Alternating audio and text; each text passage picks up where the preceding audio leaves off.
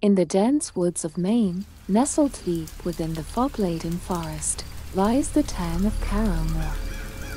It's the sort of small, insular community where stories of the past intertwine with the lives of those who dare to call it home. Among these tales, none is more chilling than that of Tony, known infamously as Tony the Tiger. The story begins on an autumn night, under the cloak of an unsettling fog that seems to whisper secrets of old. Emma, a young writer fascinated by urban legends, arrives in Carrowmore to explore the myth of Tony the Tiger. Locals say Tony was not just a figment of the imagination but a real figure, a man who, many years ago, donned a tattered tiger costume during the annual town carnival, only to mysteriously disappear into the woods, never to be seen again. Emma rents a rustic cabin on the outskirts of town, her mind teeming with curiosity and her notebook filled with questions. Her first evening in Carrowmore, she visits the local pub where she meets an old man named Harold, who claims to have seen Tony on the night he vanished. It was the strangest thing, Harold says, his voice barely above a whisper. One minute he was there, laughing and handing out candy to the kids. The next, he was heading toward the forest, his strides urgent, like he was being called by something unseen. Intrigued, Emma asks more about that night. Harold leans closer, the fire from the hearth casting ghostly shadows on his face. They say he was cursed, you know. Meddled with something old and dark in those woods. Some believe he still roams there, lost, tormented, a prisoner of his own making. The following day, armed with her camera and a lantern, Emma ventures into the forest. The woods epic and unwelcoming, the fog thicker here, obscuring her path. She feels an eerie sense of being watched, the silence punctuated only by the crackling of dead leaves underfoot. Hours into her trek, Emma stumbles upon an old, dilapidated circus trailer, half swallowed by the earth. The paint is faded, but she can still make out the carnival motifs and a faded image of a tiger leaping through a heap of fire. Curiosity piqued, she steps inside. The air inside the trailer is musty, heavy with the scent of mildew and old memories. As her eyes adjust to the dim light, she notices a costume hanging in the corner, a tiger costume, frayed and stained with something dark that could be old blood. As she reaches out to touch it, a cold wind gusts through the broken window, and the costume stirs as if coming to life. Frightened but unable to look away, Emma hears a soft growl behind her. She spins around, lantern held high, but sees nothing. The growl grows louder, more desperate. It's then she realizes the sound is not coming from behind her, but from inside the walls of the trailer itself. Terrified, she rushes outside, the growl following her like an angry echo. She doesn't stop running until she reaches the edge of the forest, panting and disoriented. As she looks back, the fog seems to close in on the woods, hiding its secrets once more. That night, back at her cabin, Emma is haunted by what she experienced. The growl, the costume, it all felt too real, too menacing to be merely a trick of her imagination or an echo of the past. She resolves to return to the trailer the next day to uncover the truth, but a storm rolls in, fierce and unyielding, trapping her inside. As the wind howls and the cabin shudders under the onslaught of the storm, Emma hears it again, the growl, low and mournful. It's closer now, just outside her window. She peers out, her breath fogging the glass, and in a flash of lightning, she sees it, a figure, tall and imposing, wearing a tattered tiger costume, its eyes glowing with a spectral light. As the figure stares back at her, the power cuts out, plunging Emma into darkness. The last thing she hears before the story breaks off is the soft, insidious whisper of leaves against her door and the unmistakable sound of claws scraping against wood, seeping away in. The growl faded as suddenly as it had appeared, leaving only the relentless storms roaring instead. Emma's heart pounded in her chest, her breath shallow and quick, as she groped around in the dark for a flashlight. When her hands finally clasped around the familiar, cool metal, she flicked it on, casting an erratic beam of light across the small, cluttered room. The sight outside her window was now just the threshing trees and the sheets of rain that seemed to warp the world into a watery chaos. No sign of the figure remained, yet the sense of danger lingered, palpable in the heavy, stormy air. Unable to shake the feeling of being watched, Emma retreated from the window and pushed a heavy chair against the door. She knew it was likely just a precaution, but every creak of the cabin and howl of the wind seemed to her a harbinger of some approaching nightmare. With the storm ensuring her isolation, Emma tried to distract herself by piecing together the day's discoveries. She laid out her photos and notes on the coffee table, her flashlight beam dancing over the eerie images of the circus trailer and the tiger costume. The more she thought about it, the less sense it made. How could a costume be connected to the growls? Was it possible that Tony had become something other? Something not entirely human? As the storm raged into the night, a sudden, sharp knock at the door jolted Emma from her thoughts. Heart racing, she stared at the door, frozen. Another knock, more insistent this time, echoed through the cabin. Emma approached, her every instinct screaming that opening the door would be madness. She called out, "Who's there?" But only the wind answered, howling its ghostly reply. After a tense moment, she gathered her courage, pushing the chair aside with a scraping sound that seemed unnervingly loud in the silence that followed the storm's momentary lull. She opened the door a crack, the wind immediately fighting to push it open further. Through the narrow gap, a figure loomed, a woman, soaked to the bone, her hair plastered to her face, making her unrecognizable. "Please," the woman gasped, her voice barely audible over the storm. "You have to let me in." Emma hesitated, then her humanity overrode her fear. She opened the door wider, letting the stranger stumble inside. As the woman moved into the light, Emma saw her face clearly for the first time and gasped. It was Marianne, the local librarian she had spoken to just days before about Tony's legend. Marianne's eyes were wide with terror, her lips quivering as she tried to speak. "It's real," she managed to say, her voice a hoarse whisper. "Tony of the woods." "What about Tony? What did you see?" Emma asked, her voice urgent, her own fears momentarily forgotten in the face of Marianne's apparent distress. Before Marianne could answer, a loud crash sounded from the back of the cabin. Both women screamed, jumping away from the noise. Emma's flashlight flicked toward the source of the sound. A window in the kitchen had blown open, letting in the storm's fury. But there was something else, a shadow that moved independently of the swaying trees outside. Emma and Marianne watched in horror as a large, dark shape seemed to detach itself from the shadow, taking on a form both grotesque and vaguely human. It moved awkwardly, as if unaccustomed to its limbs, its movements jerky and unnatural. As it stepped into the limited light, the costume was unmistakable. It was the tiger, but horribly changed. The costume was part of its body, fur and flesh grotesquely fused together, its eyes a sickly yellow, glowing with malice.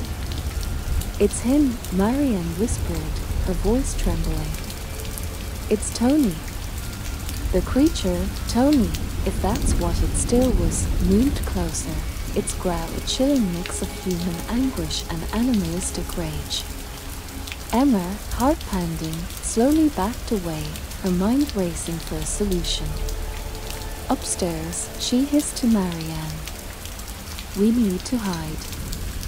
Together, they raced to the second floor, barricading themselves in a small room.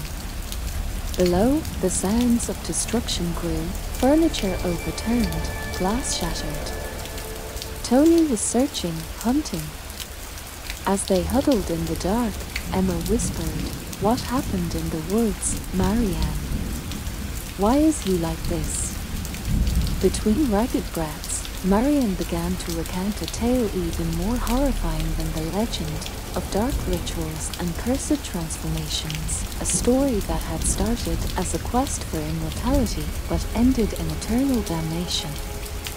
And as the tale grew darker, so did their predicament, for the growls were now climbing, ever closer, the house's old wooden stairs creaking under a monstrous weight, the stairs groaned louder, each step heralding the approach of the grotesque hybrid that had once been Tony. The door to their makeshift sanctuary shook as the creature tested it, its growls mixing with the howling wind outside, forming a symphony of dread that chilled Emma to her core. Marianne clutched a small, silver locket, whispering a prayer or incantation under her breath. Emma, noticing this for the first time, asked in a whisper, "What is that?" "It's supposed to protect us," Marianne replied, her voice trembling as much as her hands. "It's been in my family for generations, said to ward off evil. I don't know if it will work on him, but it's all we have." Outside, the storm seemed to rage in response to their fear, as if the heavens themselves were angry. Lightning flashed, briefly illuminating the room in stark, white light, and in that instant, the women saw the silhouette of Tony through the frosted glass of the door. His form was hulking and distorted, his face a nightmarish blend of human and beast, his eyes glowing faintly through the mask that had merged with his flesh. Emma searched frantically around the room for anything that could be used as a weapon. Her hands found a heavy bookend on a shelf. It wasn't much, but it would have to do. She gripped it tightly, resolving to defend both herself and Marianne. Marianne continued her whispered prayers, her eyes closed tightly as if to block out the horror that lurked just beyond the door. Suddenly, the creature threw itself against the door with incredible force. The wood splintered around the lock, a clear warning that it wouldn't hold much longer. "We can't stay here," Emma said, her voice low and urgent. "We need to find another way out." "But there is no other way," Marianne whispered back, her voice breaking. "This is the only room with a lock." Emma glanced around, desperate for another option. Her flashlight beam settled on a small window, partially obscured by curtains. "There. We can climb out." Marianne shook her head. "It's too high, and what about the fall? And even if we get out, the woods, they are his domain now." "We don't have a choice," Emma insisted, pulling Marianne to her feet. They moved to the window, and Emma struggled to open it. It was stuck, likely not opened for years, but panic lent her strength, and slowly, it gave way. Just as they managed to open the window wide enough, the door burst open with a crash that echoed through the room like thunder. Tony stood in the doorway, his presence so monstrous that it seemed to distort the very air around him. The women didn't pause to think. Emma helped Marianne through the window first, pushing her as gently as she could. Marianne cried out as she fell, the sound cut short by a thud below. Emma glanced back to see Tony advancing, his movements unnaturally swift. With no time to lose, she scrambled through the window herself. The fall knocked the wind out of her, but fear propelled her to her feet almost immediately. She looked around for Marianne, found her a few feet away, groaning in pain but alive. They needed to move, to put as much distance between themselves and the cabin as they could. They ran, limping and stumbling through the underbrush, driven by primal fear. The woods around them seemed alive, the trees like silent witnesses to their flight. Behind them, the sound of Tony crashing through the forest filled the night, a relentless reminder that he was still on their tail. As they ran, the woods seemed to close in around them, branches scratching at their faces and roots eager to trip them. Emma's mind raced. How could they ever escape a creature that had become one with these woods, a creature that seemed fueled by the very darkness that enveloped them? Suddenly, up ahead, a light flickered through the trees. A cabin, different from Emma's, its windows aglow with warm light. Hope surged through her, a beacon in the night. "Come on," she urged Marianne, who was flagging. "We can make it." But as they neared the cabin, a figure stepped out onto the porch, silhouetted against the light. Emma slowed, squinting through the darkness, trying to make out if this new arrival was friend or foe. The figure called out, a voice that was neither Tony's growl nor filled with the panic they felt. "Who's there?" it asked, cautious but not threatening. "We need help."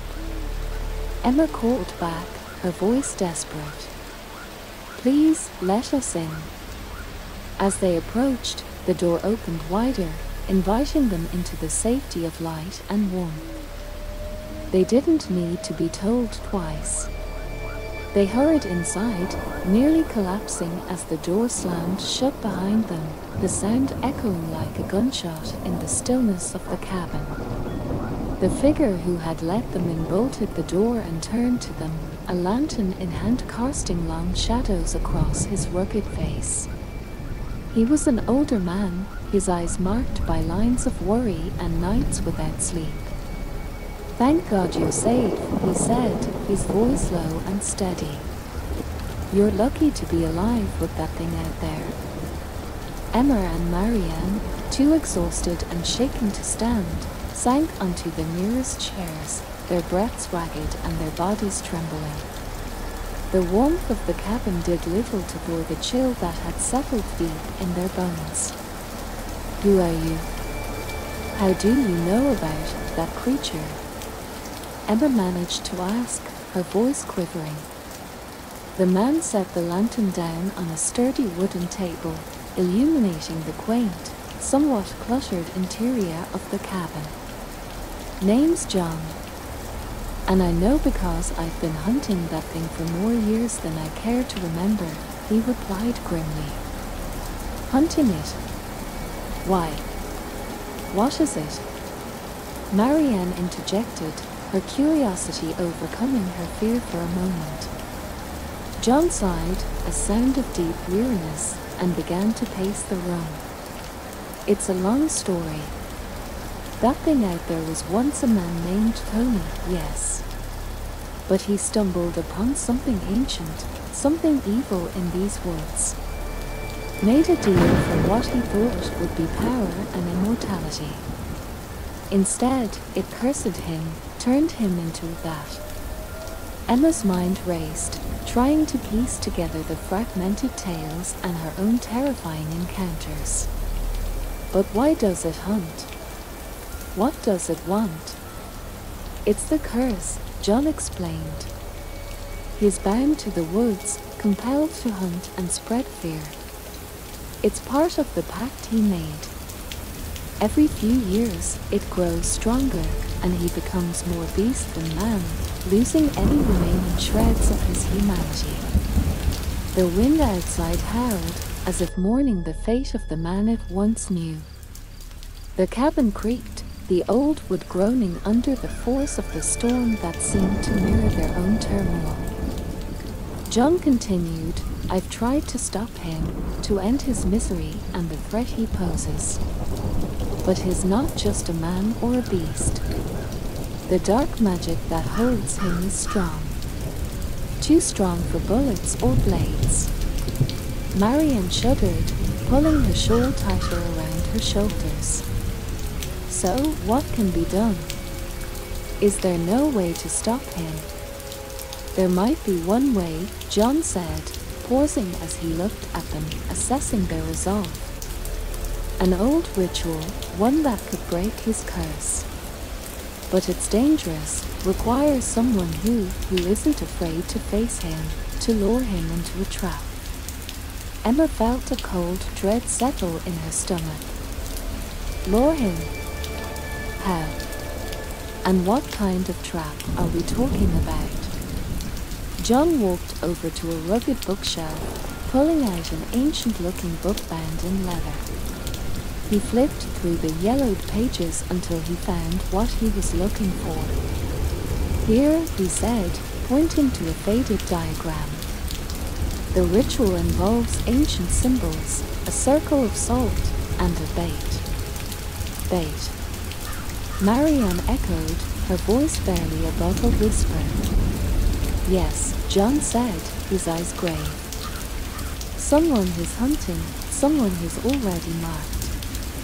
Emma swallowed hard, realizing what he was implying. "You mean one of us?" John nodded solemnly. "It's the only way. But it's risky, and I won't lie, it might not work. The ritual has never been tested. But if it does work, it could free Tony's soul and end his reign of terror." The room fell silent, the only sound the crackling of the fire in the hearth and the storm raging outside. Emma and Marianne exchanged looks, each battling their own fear and uncertainty. Finally, Emma spoke, her voice steady despite the fear she felt. "What do we need to do?" John laid out the plan, explaining each step of the ritual in detail.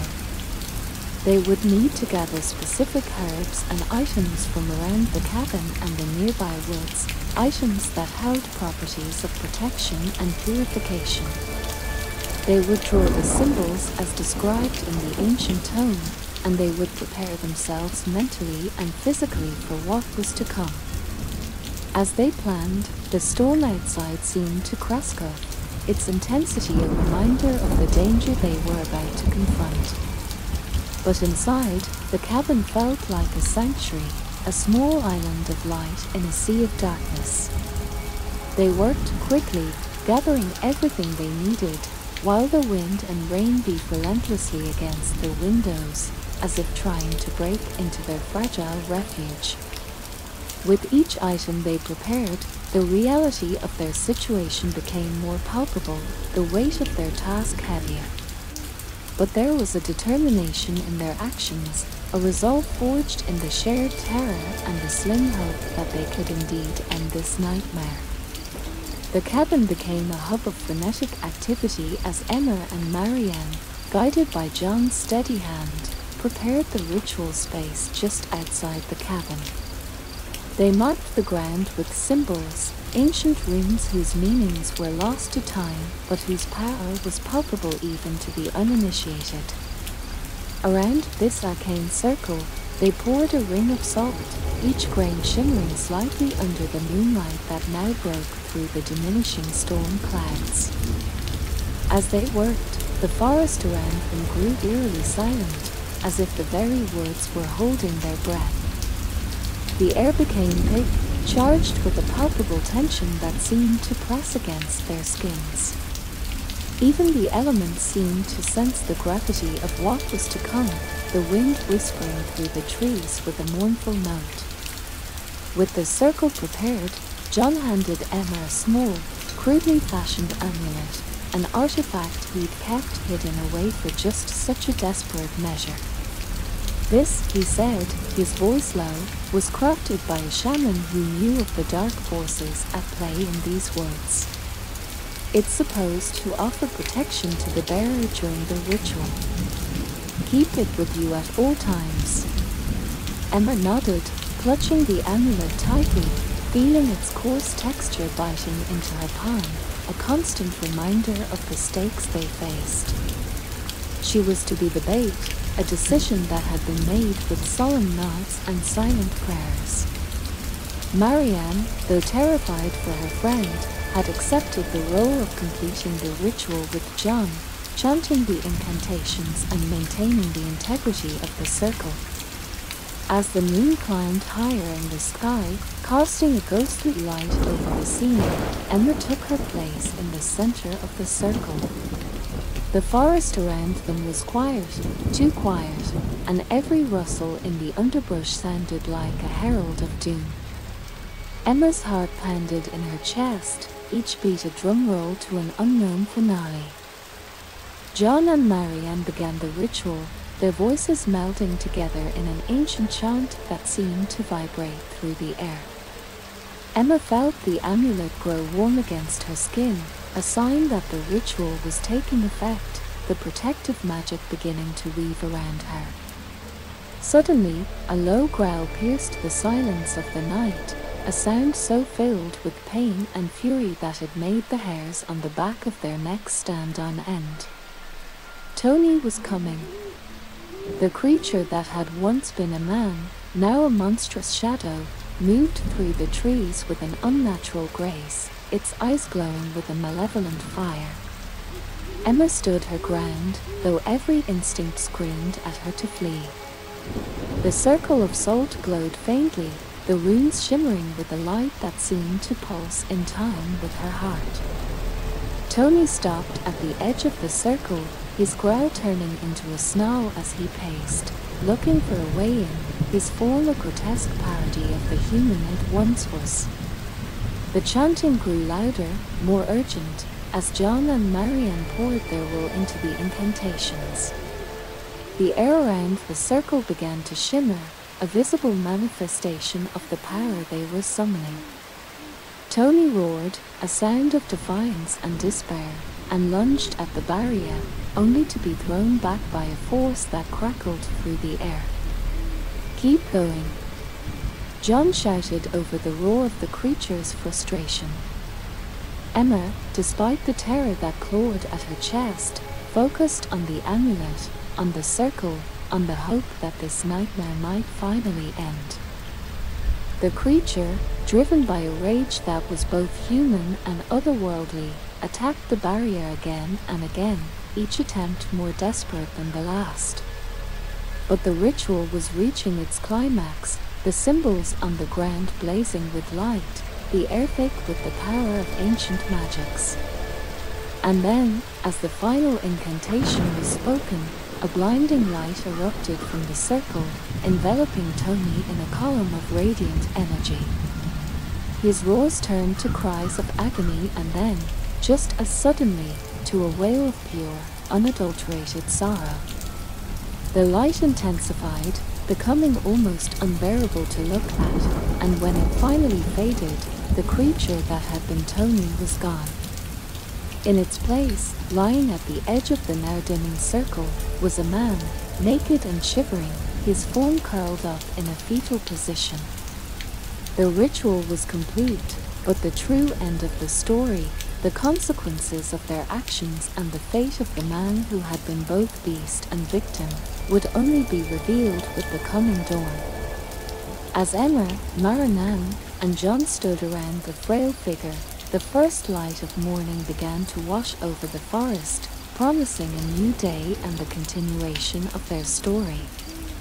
As dawn broke over the forest, the light revealed a world transformed.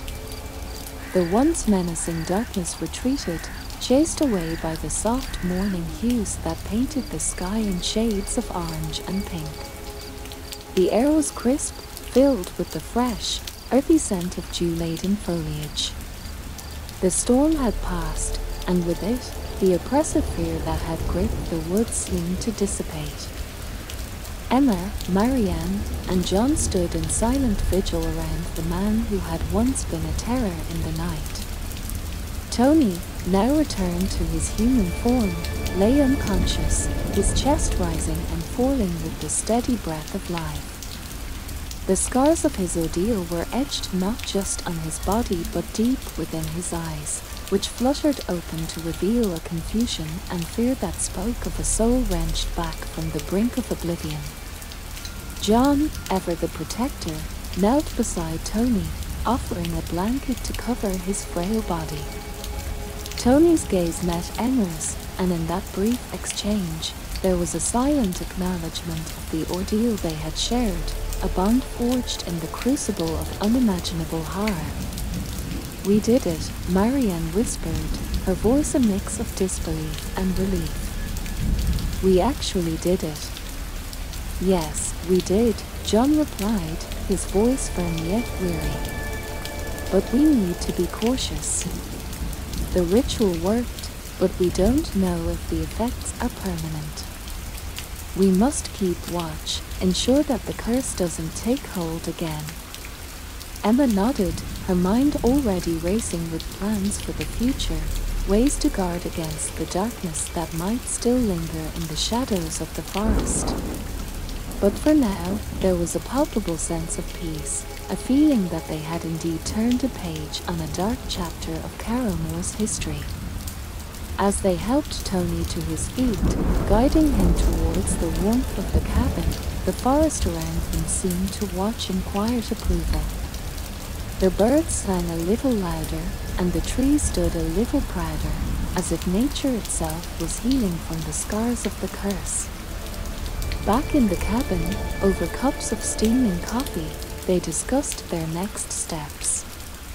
Tony, still weak and disoriented, listened more than he spoke, his eyes often strained to the window, as if expecting the forest to call him back. But the fear that once shone in his gaze began to fade, replaced by a cautious hope. "We'll need to monitor the woods, keep the rituals handy in case," John's voice trailed off, not wanting to voice the fear that lingered in all their minds. "I'll stay," Emma said suddenly, her decision firm. "I came here to write about legends, not become part of one, but now that I feel a responsibility to ensure it ends here, with us." Marianne reached out, squeezing Emma's hand in gratitude. "And I'll help. My family has been here for generations, I can't just walk away now. Not when we've finally seen a glimpse of true peace." Tony, who had been silent, finally spoke, his voice hoarse but clear. "And I owe it to this town, to all of you. I can't undo the past, but I can help guard our future." So it was decided. Emma, Marianne, and Tony would remain in Paranormal, guardians of a secret that would never fully be revealed to the outside world.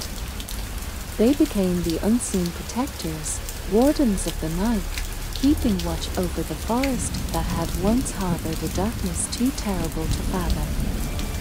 Years passed, and the story of Tony the Tiger became a distant memory, spoken of in hushed tones by the fireplace on stormy nights. Emma wrote her book, not just about the legend, but about redemption, courage, and the enduring strength of the human spirit. It became a bestseller, read by those who loved a good scare, but remembered by those who understood its deeper message. The cabin in the woods stood firm, a beacon of light in the darkness, and though the forest was vast and full of shadows, no terror roamed its depths. Carrowmore prospered, a little town with a big heart, a community that knew the cost of peace and the value of vigilance. And sometimes, on particularly quiet nights, when the moon was just right, the old legends would whisper through the trees, a reminder of the time when the tiger roamed, and the brave souls who roared back,